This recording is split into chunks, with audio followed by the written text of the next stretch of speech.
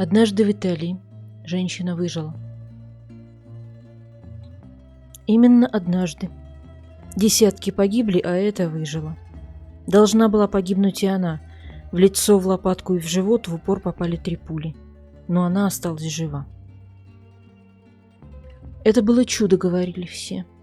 Божественное провидение, утверждал священник. Знак свыше, шептались прихожане. Может и так. Только вот зачем нужны чудеса, если они ничего не меняют?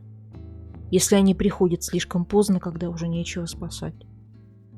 Антоньетта Гарджула преподавала религию в школе. Учила детей, что добро побеждает зло, что Бог справедлив, что каждая жизнь священна. А ее собственная жизнь была опровержением всех этих постулатов. И какой может быть порядок там, где с самого начала все пошло не так? Где каждое решение было неправильным, каждый выбор роковым, каждая надежда напрасной? Но попробуем все же рассказать эту историю по порядку, хотя, боюсь, она так и останется бесполезной историей. Однажды в Италии.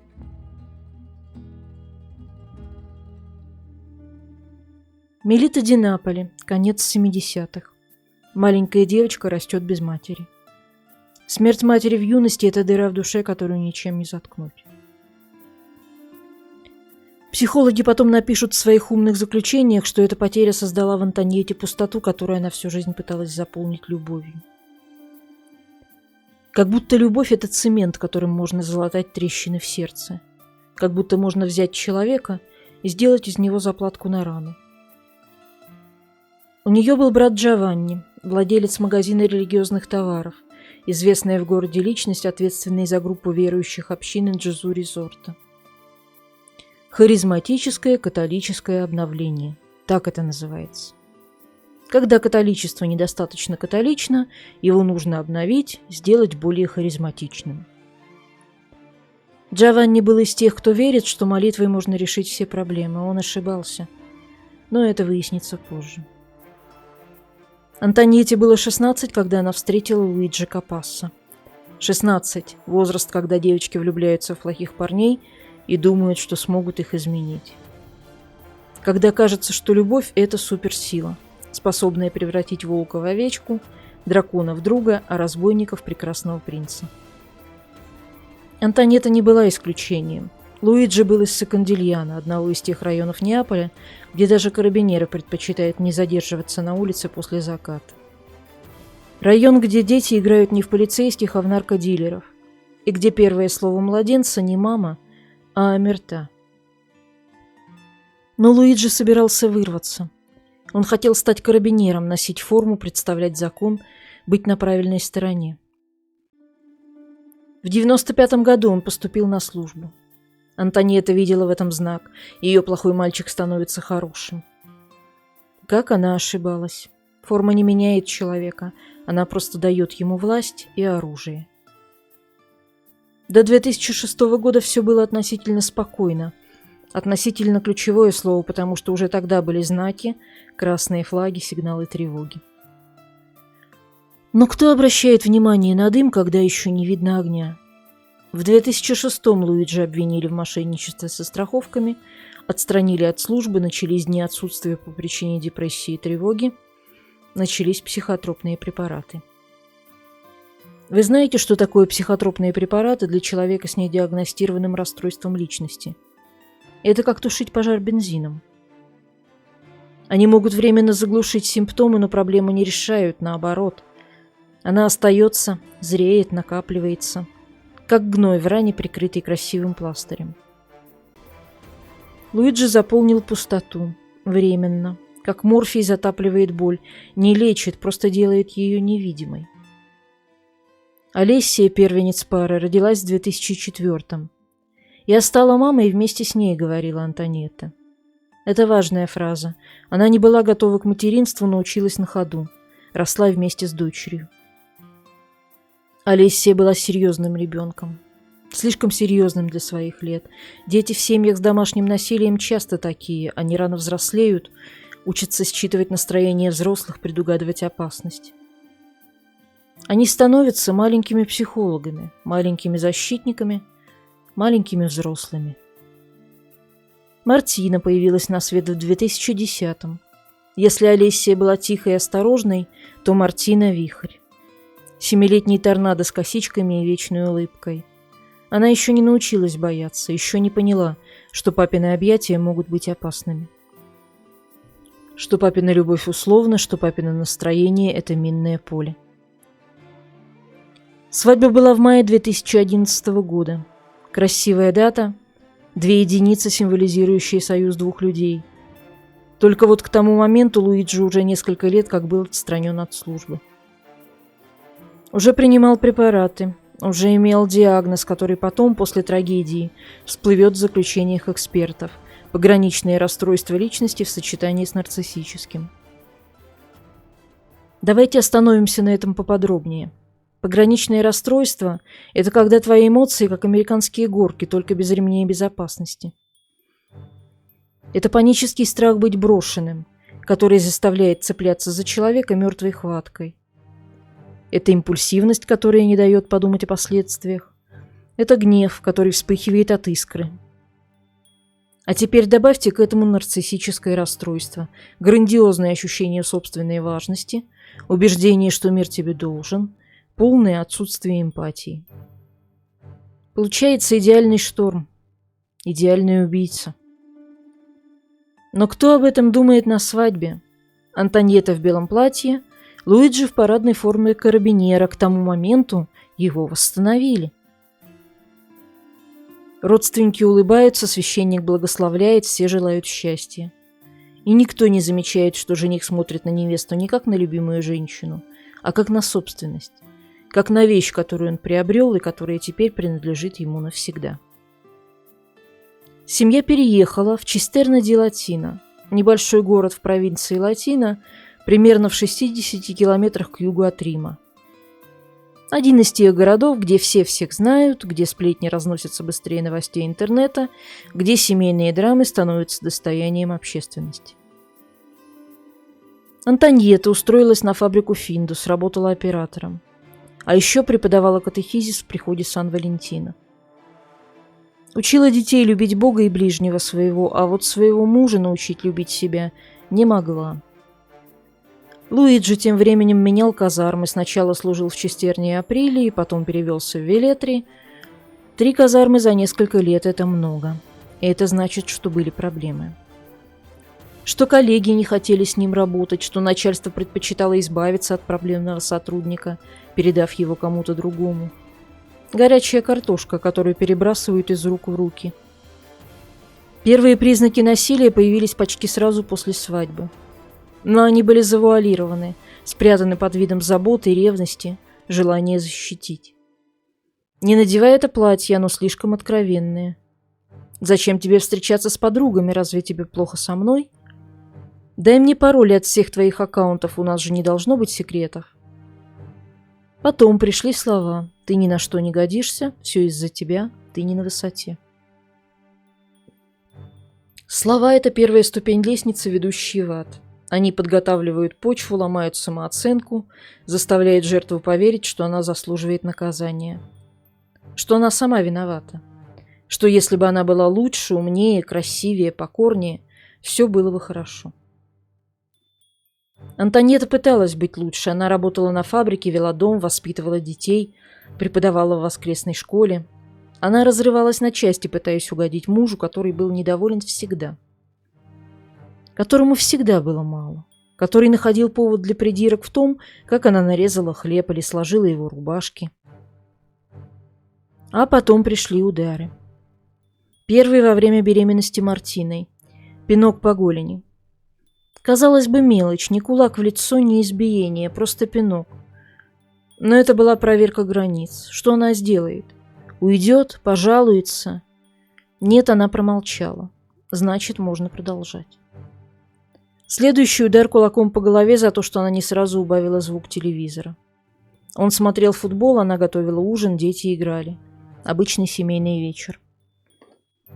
И вдруг взрыв. Крик, удар, тишина. Дети замерли, Антоньетта прижала руку к голове. Луиджи вернулся к телевизору, как будто ничего не произошло. Это особенность домашних тиранов, они могут переключаться мгновенно. Только что кричал и бил, и вот уже спокойно ест ужин. Только что угрожал убить, и вот уже смотрит телевизор. Для них насилие – это не событие, а инструмент, способ добиться желаемого. Отвертка, которую достаешь, когда нужно закрутить гайку. Луиджи контролировал все деньги, все счета были совместные, но распоряжался ими только он. Антонетта работала, получала зарплату, но не могла потратить ни евро без его разрешения. Финансовое насилие – это невидимые цепи, ты вроде свободна, можешь уйти в любой момент. Но куда ты пойдешь без денег? Как будешь кормить детей? Где будешь жить? А дети все видели. Дети все слышали, дети все понимали. Олеся начала брать на себя роль защитницы. В свои 10-11 лет она остановилась между родителями, пыталась отвлечь отца, успокоить мать. Она посылала маме сообщения поддержки. Она говорила учительнице танцев, что не вернется на занятия в следующем году, потому что должна оставаться рядом с мамой. Вдумайтесь в это. 13-летняя девочка отказывается от любимых танцев, чтобы защитить мать от отца. В 13 лет дети должны думать о первой любви, о контрольных, о том, какую музыку слушать, а не о том, как защитить маму от папы. Мартина была младше, но и она чувствовала напряжение. Она становилась беспокойной, когда папа приходил домой, пряталась за маму, когда он повышал голос. Дети – это барометр семейной атмосферы. Они чувствуют грозу задолго до первого грома. 4 сентября 2017 года стало переломным днем. В тот день Луиджи перешел черту. Он напал на жену не дома, не в 4 стенах, где никто не видит. Он пришел на ее работу на фабрику «Финдус» и набросился на нее при коллегах. Публичное унижение, демонстрация власти. Она моя, и я могу делать с ней что хочу и где хочу. А потом в тот же день снова всплеск агрессии. Дома, на глазах у дочерей.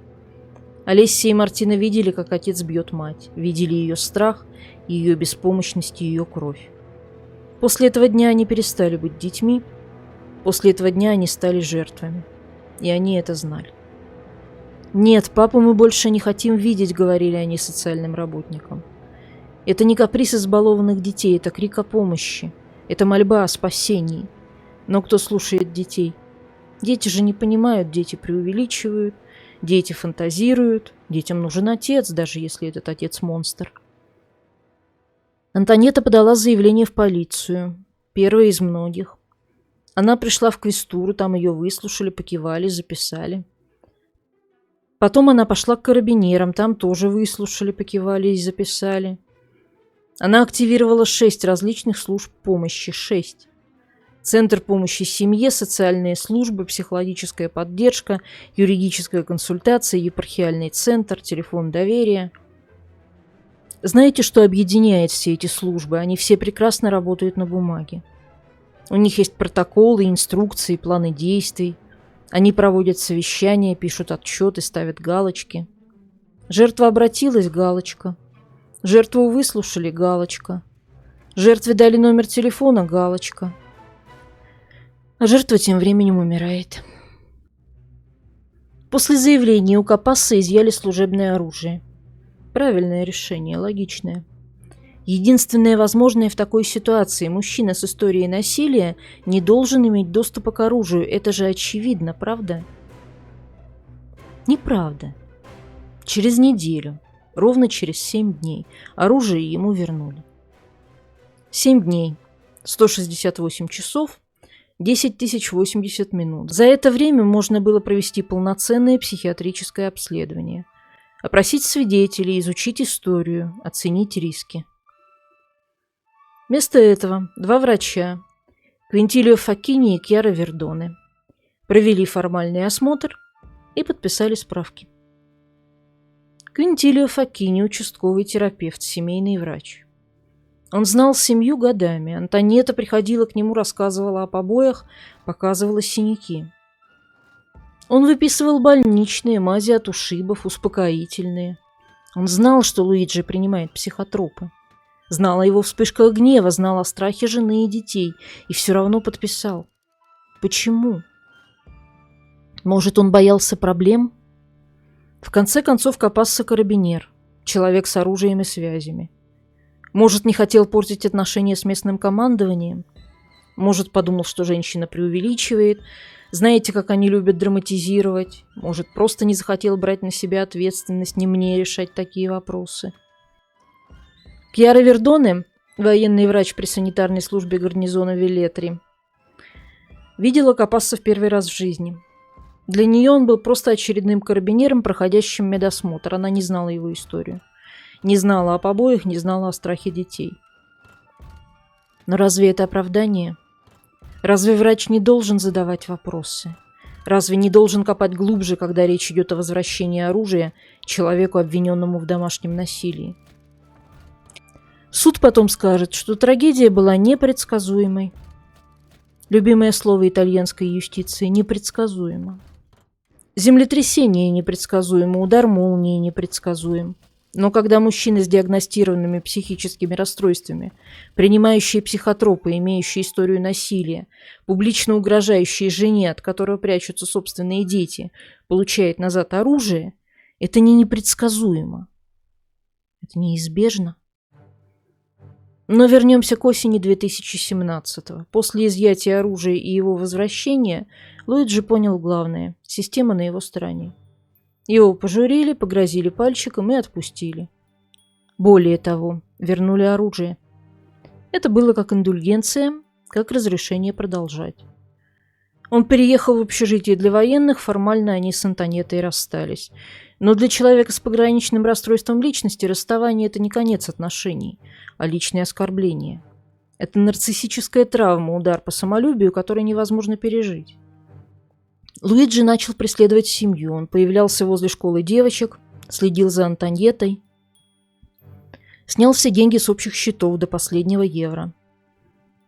Она осталась без средств к существованию с 2 детьми на руках. Ей помогали родственники, тот же брат Джованни, сестры. Но помощь родственников – это унижение для женщины, которая всю жизнь работала. Антонетта сменила замки на двери, выходила из дома с телефоном в руке, готовая в любой момент вызвать полицию. Просила друзей и родственников сопровождать ее. Она жила в постоянном страхе, и знаете что? Она была права.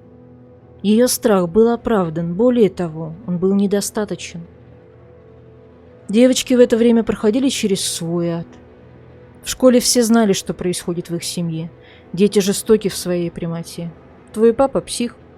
Твой папа бьет твою маму. Твой папа сидит в тюрьме. Олеся замкнулась, перестала общаться с подругами, бросила церковные занятия. Священник потом расскажет, что она изменилась за несколько месяцев до трагедии. Из открытой улыбчивой девочки превратилась в молчаливую тень. А Мартина... 7-летняя Мартина пыталась сохранить видимость нормальности. Она продолжала улыбаться, играть, обнимать маму. Но по ночам она просилась спать с ней в ее постели. Боялась оставаться одна. Вздрагивала от резких звуков. Дети не умеют притворяться долго, их страх всегда находит выход. Незадолго до Рождества Луиджи появился возле школы Олесии, принес подарок. Она взяла его и убежала. Не поблагодарила, не обняла, не улыбнулась. Просто схватила и убежала, как от чужого человека, как от опасности. Потом он позвонил ей, предложил посмотреть рождественские огни. Она ответила: «Я знаю, что ты никогда не причинишь мне боль», но добавила, что выйти с ним наедине не может. Вслушайтесь в эти слова 13-летней девочки. «Я знаю, что ты никогда не причинишь мне боль». Она пыталась его успокоить, умиротворить, не разозлить. В 13 лет она уже освоила тактику выживания с непредсказуемым агрессором. Говорит то, что он хочет услышать, не провоцируй, держи дистанцию. Луиджи записывал их разговоры, представляете? Он записывал разговоры с собственной дочерью, чтобы потом их анализировать, искать скрытые смыслы, доказательства того, что жена настраивает детей против него. Паранойя – верный спутник нарциссического расстройства. Но это еще не все. Луиджи вел переписку сам с собой, с 2 разных телефонов. В этой переписке он откровенно писал о своих намерениях убить семью. Он планировал, продумывал детали, репетировал. Это не было спонтанным решением, это был проект, над которым он работал неделями, если не месяцами. У него была любовница Тереза, очередной источник нарциссического питания. Женщина, которая восхищалась им, не знала о его темной стороне, или знала, но предпочитала не видеть. Он оставит ей чек на 6000 евро и предсмертное письмо: «Ты прекрасная женщина. Я любил тебя и буду любить всегда. Дважды ты заставила меня передумать. 9 и 14 февраля». 9 и 14 февраля он хотел убить семью, но передумал. Из-за любовницы. Не из-за любви к дочерям, не из-за остатков совести, из-за другой женщины. Это многое говорит о его приоритетах. Слушание по разводу было назначено на 29 марта 2018 года. Для Антоньетты это казалось светом в конце туннеля, концом кошмара, началом новой жизни. Она не знала, что до суда дело не дойдет, что Луиджи не позволит ей выиграть, что для него развод – это не юридическая процедура, а смертный приговор. Его смертный приговор – ее семье. 28 февраля 2018 года, среда. Снежное утро. Редкость для Чистерны. Антоньетта проснулась рано, как обычно. Приготовила завтрак девочкам, проверила портфели. Обычная утренняя рутина любой матери. Она ждала подругу, которая должна была присмотреть за детьми, пока она поедет на работу. Накануне вечером она купила шоколадное яйцо для Мартины. Маленький сюрприз, который должен был порадовать девочку после школы. Она не знала, что Мартина никогда его не получит, что это утро последнее. Около 7 утра она спустилась в подземный гараж жилого комплекса. Гараж – это замкнутое пространство, идеальное место для засады. Темно, глухо, некуда бежать.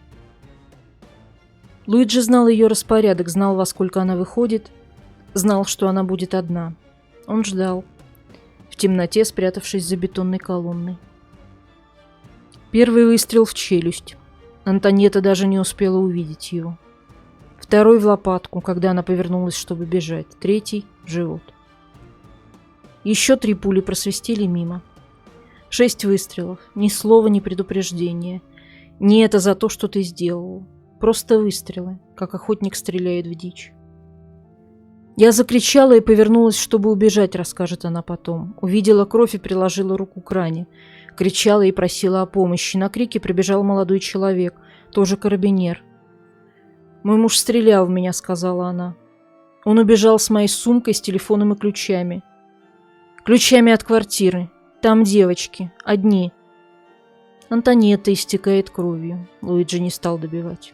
То ли патроны пожалел, то ли времени не было, то ли хотел, чтобы она жила и страдала. Последнее наиболее вероятно. Нарцисс не просто убивает, он наказывает. И какое может быть худшее наказание для матери, чем жить, зная, что ее дети мертвы? Он поднялся на 2-й этаж, у него были ключи, те самые, что забрал из сумки Антоньетты. Девочки были дома одни, Мартина еще спала в родительской кровати. 7 лет, скоро в школу, потом танцы. Шоколадное яйцо ждет в кухонном шкафу. Обычный день 7-летней девочки. 3 выстрела в спящего ребенка, в собственную дочь.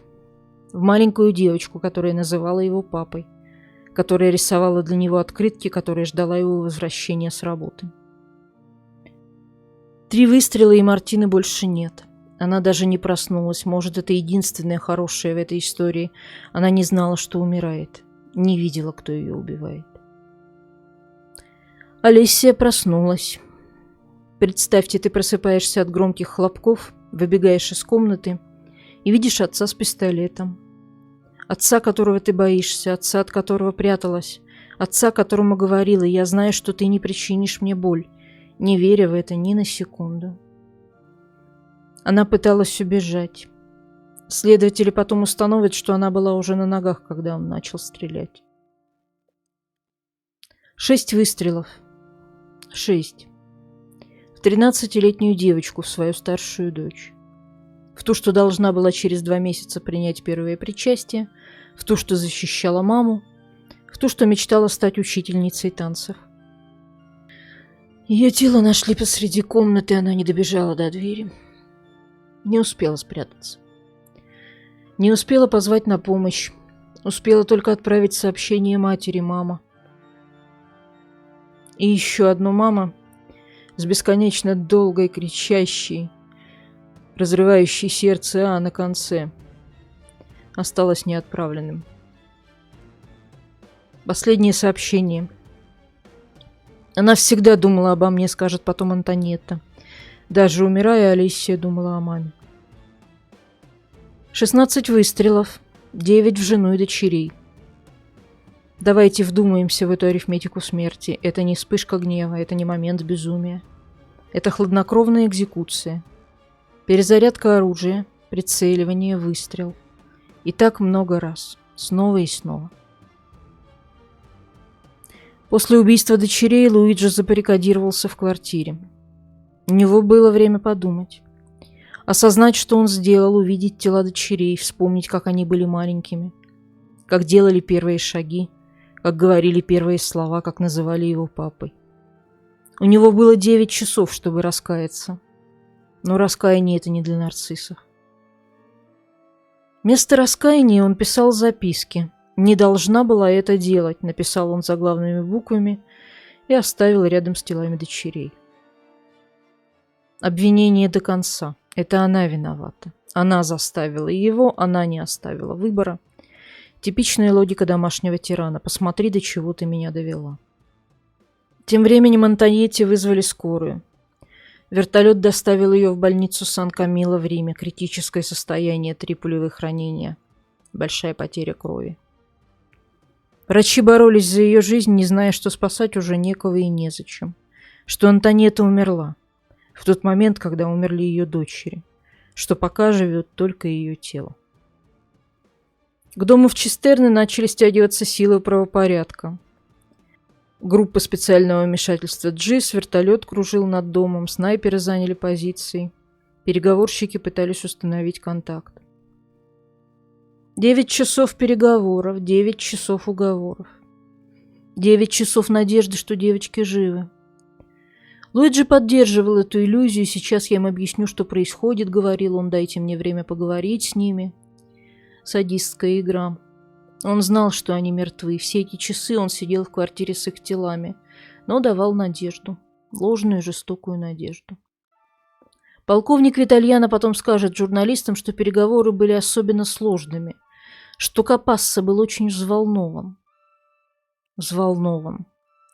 Не обезумевший убийца, не вооруженный психопат, взволнован. Как будто речь шла о человеке, который не сдал экзамен или проиграл в лотерею. А потом последний выстрел. Луиджи застрелился. Лежа рядом с телом Мартины, рядом со своей младшей дочерью, той, в которую 3 часа назад выпустил 3 пули. Он выбрал умереть рядом с ней, последний акт собственничества. Даже в смерти она принадлежала ему. Когда спецназ выломал дверь, они нашли апокалиптическую картину. Мартина в родительской кровати, рядом тело отца. Олессия в своей комнате на полу. Кровь, гильзы, записка для жены. Письма родственникам, конверты с деньгами на гробы. Он все продумал, все спланировал.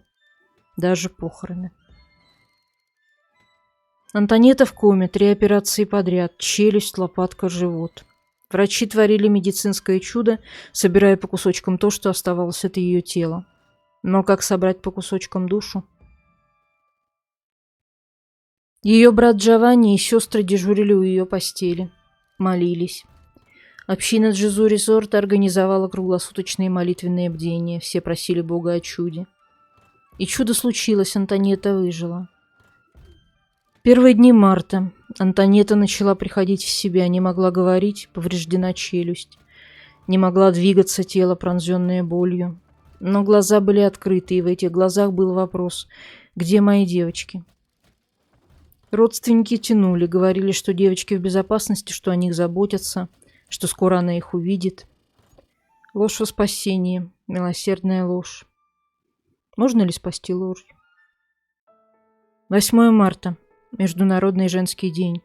День, когда говорят о правах женщин, о равенстве, о борьбе с насилием. В этот день Антонетте сказали правду. Заведующие реанимацией, психологи, родственники, все собрались, чтобы сообщить. Ваши дочери умерли. Для меня мои дочери и смерть два несовместимых понятия, скажет она потом. Олеся и Мартина были детьми полными жизни, полными любви. Несовместимые понятия. Как совместить несовместимое? Как принять неприемлемое? Как жить дальше? Я провела дни, глядя в потолок. Была как мертвая. Кататония. Полное отключение от реальности. Защитная реакция психики на невыносимую боль. Когда боль слишком велика, мозг просто выключается, отказывается обрабатывать информацию, отказывается чувствовать. Медперсонал пытался помочь, психологи, психиатры, социальные работники, все суетились вокруг. Они должны были помочь раньше, а не после, скажет Антонетта. Горькая правда. Система, которая не защитила, теперь пыталась помочь залечить раны. 9 марта. Похороны. 15 тысяч человек. Весь город пришел проститься с девочками. 2 белых гроба. Детские гробы. Какое странное сочетание слов. Детские гробы всегда белые. Цвет невинности, цвет ангелов. Только эти ангелы не улетели на небо сами. Их отправил туда собственный отец. Священник Дон Ливия Фабиано, который готовил Олесию к первому причастию, проводил службу. «Когда я вижу белый гроб, чувство бунта охватывает меня», — сказал он. Честные слова. Не все священники способны на такую честность. Обычно они говорят о Божьей воле, о райских садах, о том, что Бог забирает лучших. Но какой Бог забирает детей руками их отца? А потом священник сделал то, что вызвало скандал. «Давайте помолимся и за отца», — сказал он. Из зала раздались крики возмущения. Как можно молиться за убийцу? За того, кто расстрелял спящего ребенка? За того, кто убил собственных дочерей? «Семья простила», — объяснил священник. «Какая семья? Семья Антонетты, которая лежит в реанимации? Или семья Луиджи, которая через несколько лет потребует долю в квартире, где произошло убийство? Прощение – это роскошь для тех, кто не потерял детей, для тех, кто может себе позволить быть великодушным». Антонетты не было на похоронах ее дочерей. Она все еще была в больнице, подключенная к аппаратам. Она не видела белые гробы. Не слышала плач толпы, не бросила горсть земли. Может, это и к лучшему. Есть вещи, которые лучше не видеть, есть боль, которую лучше не чувствовать. В тот же период хоронили Луиджи. Его семья отказалась от церковных похорон, гроб осветили только на кладбище Поджи-Реале в Неаполе. Когда гроб вывозили из Чистерны, люди кричали «Убийца!» и «Уходи!». Мертвому было все равно, но его родные это запомнят и через 6 лет предъявят счет. Выздоровление Антонетты было медленным. Физическое – месяцы операций, процедур, реабилитаций. Научиться снова ходить, говорить, есть. Элементарные вещи, которые мы делаем, не задумываясь. Для нее каждое движение было борьбой, каждое слово – победой. Но физическая боль – ничто по сравнению с душевной.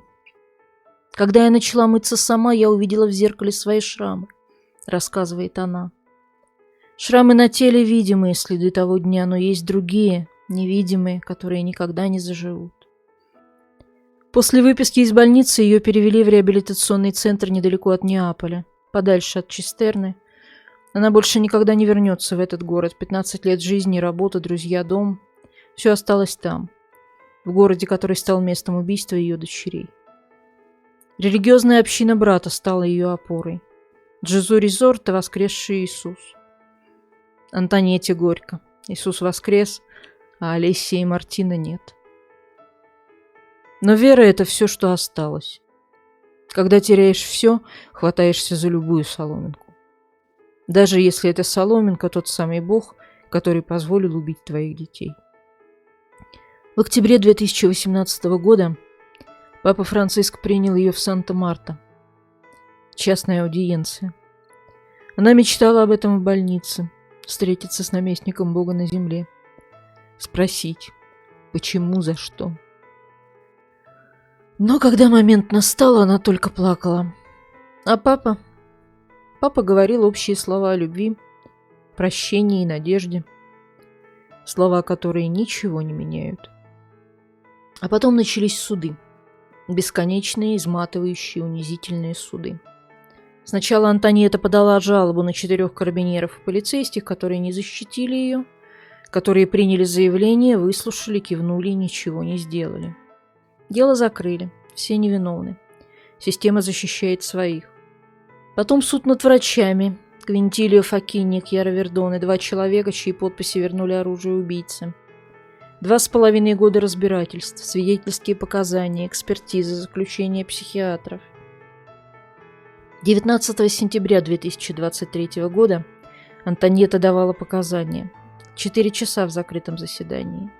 4 часа она рассказывала о побоях, угрозах, страхе, о том, как просила помощи, как умоляла защитить детей, как никто не слушал.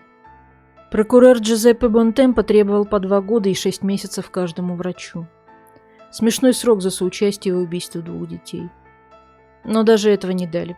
10 июля 2025 года оправдательный приговор. Факт не является преступлением. Событие было непредсказуемым. «Так они убили моих дочерей 2, сказала Антониетта после приговора. Первый раз их убил отец, второй раз система, которая отказалась признать свою вину. Ни одно учреждение не признает меня жертвой». Организация «Дифференца Донна», которая поддерживала Антониетту, выступила с заявлением: убийство маленьких Олеси и Мартины не было трагической случайностью, а драматическим результатом длинной цепи институциональных упущений. Красивые слова, правильные слова, бесполезные слова. А потом случилось то, что окончательно убило веру Антониетты в человечество. В 2024 году семья Луиджи потребовала через суд свою долю наследства. Долю наследства в квартире, где он убил девочек. Прошло 6 лет, раны не зажили, боль не утихла, и тут приходит повестка. Родственники убийцы хотят денег. Хотят свою долю в месте преступления в квартире, где кровь детей впиталась в пол, где стены помнят их последние крики. Юридически они правы. Девочки умерли раньше отца, не успели унаследовать его имущество. Поэтому наследниками становятся его родственники. Закон есть закон. Буква закона важнее духа, формальность важнее справедливости, деньги важнее морали. 75 квадратных метров на 2-м этаже. Квартира в жилом комплексе на Виа Коллина дей Пини. Спальня, где спала Мартина.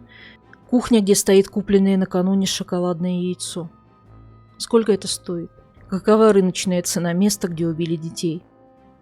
Общество возмутилось, газеты писали о цинизме, социальные сети взрывались от негодования. Но закон есть закон. Начали процедуру медиации, будут торговаться, будут оценивать недвижимость, будут делить наследство убийцы. А 13 февраля 2024 года в той же цистерне произошло новое убийство. Рене Амата, 19 лет, подруга Олессии по танцам. Та самая, с которой они выиграли кубок, убита вместе с матерью. Убийца Кристиан Садана, маршал финансовой гвардии, служебное оружие. История повторилась. Как будто 6 лет никого ничему не научили. Как будто смерть Олессии и Мартины была напрасной. Как будто все конференции, выступления, протесты Антониетты были пустым звуком. Система не изменилась. Мужчины с оружием продолжают убивать женщин, врачи продолжают подписывать справки, суды продолжают оправдывать. «В день Святого Валентина мы празднуем любовь», — написала Антониетта после убийства Рене. Какую любовь? Ту, что убивает? Ту, что использует пистолеты? Риторические вопросы она знает, ответы все знают. Но продолжают праздновать, продолжают молчать, продолжают закрывать глаза. Антониетта теперь выступает на конференциях, рассказывает свою историю снова и снова. Как заезженная пластинка. Как древнегреческая Кассандра, которой никто не верит. Я выжила, чтобы дать голос тем, кто больше не может говорить. Но кто слушает этот голос? Телевидение приглашает ее на ток-шоу. Вериссимо, Киловиста, Пропаганда Лайф. Она сидит под софитами, рассказывает о том утре. О выстрелах. О последнем сообщении Олесии. Ведущие сочувственно кивают, зрители плачут. Рекламная пауза. Следующий гость. В школе Белардини назвали игровую площадку именами сестер. Табличка на заборе. Площадка Олесии и Мартины. Дети играют, не зная, кто это были, не зная, как они умерли, не зная, что и их отцы тоже могут однажды... Наверное, хорошо, что не знают. Центр помощи жертвам насилия тоже носит их имена. Женщины приходят туда со своими историями, синяки, угрозы, страх. Им дают брошюры, телефоны доверия, адреса убежищ. Им говорят, что помогут, как говорили Антониете, до 28 февраля 2018 года. «Кто спасает одну жизнь, спасает целый мир», любит повторять Антониета, цитируя Талмуд. Красивая фраза, утешительная. Только вот ее жизнь спасло чудо, а не система. 3 пули должны были убить, потеря крови должна была убить, шок должен был убить. Она выжила, вопреки всему, вопреки логике. Но в чем смысл этого чуда? Чтобы она страдала дальше? Чтобы рассказывала свою историю равнодушным ушам?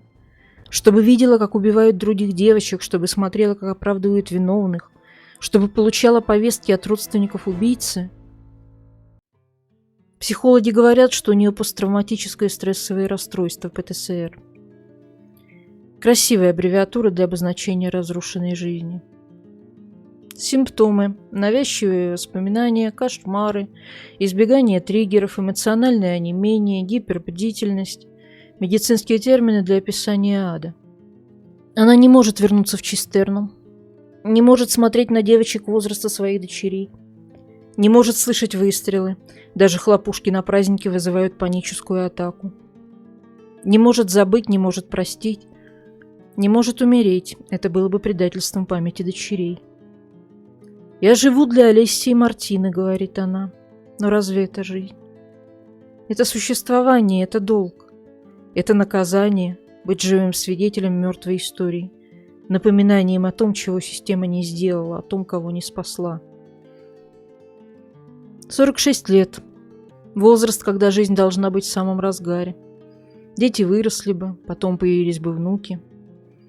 Олесии было бы сейчас 20, Мартине 14. Олесия, возможно, поступила бы в университет, Мартина пошла бы в старшие классы. Обычные мечты обычной матери. Несбыточные мечты. Вместо этого выступления, интервью, суды. Борьба с ветряными мельницами. Попытка изменить то, что не хочет меняться. Систему, которая работает как часы. Швейцарские часы смерти. Каждые 3 дня очередная жертва, точно по расписанию. Знаете, что самое страшное в этой истории? Не то, что она произошла, а то, что она обычная. Типичная, одна из многих. В Италии, где я пишу эти строки, завтра или послезавтра произойдет точно такая же. Мужчина убьет жену, бывшую жену, подругу. Возможно, убьет и детей. Потом, возможно, себя. Газеты напишут о трагедии, телевидение покажет сюжет. Соседи скажут, что он был тихим, приятным человеком. Родственники жертвы будут требовать справедливости, суд оправдает всех причастных. Жизнь продолжится. А где-то врач подпишет справку о годности к ношению оружия человеку, принимающему психотропы. Где-то полицейский примет заявление о домашнем насилии и положит его в долгий ящик. Где-то социальный работник выслушает детей, говорящих «мы боимся папу», и решит, что они преувеличивают. И круг замкнется. Снова и снова и снова. И я знаю, что пока я пишу эти строки, где-то в Италии мужчина бьет жену. Где-то дети прячутся в своих комнатах, где-то женщина набирает номер полиции. Где-то дежурный записывает заявление, где-то врач подписывает справку, где-то судья выносит оправдательный приговор. И завтра или послезавтра мы узнаем о новой трагедии, о новых жертвах, о новых именах в статистике, и мы снова будем удивляться, возмущаться, требовать, а потом забудем до следующего раза. Потому что истории забываются. Даже самые страшные, даже самые важные, даже те, за которые заплачено кровью детей. Через год, через 5, через 10 лет Олеся и Мартина станут парой строк в Википедии, сноской в отчете о феминицидах, примером в учебнике криминологии. Их фотографии выцветут, их голоса забудутся, их мечты растворятся. Останется только мать, рассказывающая историю, которую все меньше людей хотят слушать. История о том, как система предала, как общество отвернулось, как справедливость не свершилась. Но может быть, ведь может же быть. Кто-то услышит, кто-то запомнит, кто-то не подпишет справку, кто-то не положит заявление в долгий ящик, кто-то защитит чьих-то дочерей. Может быть. Однажды в Италии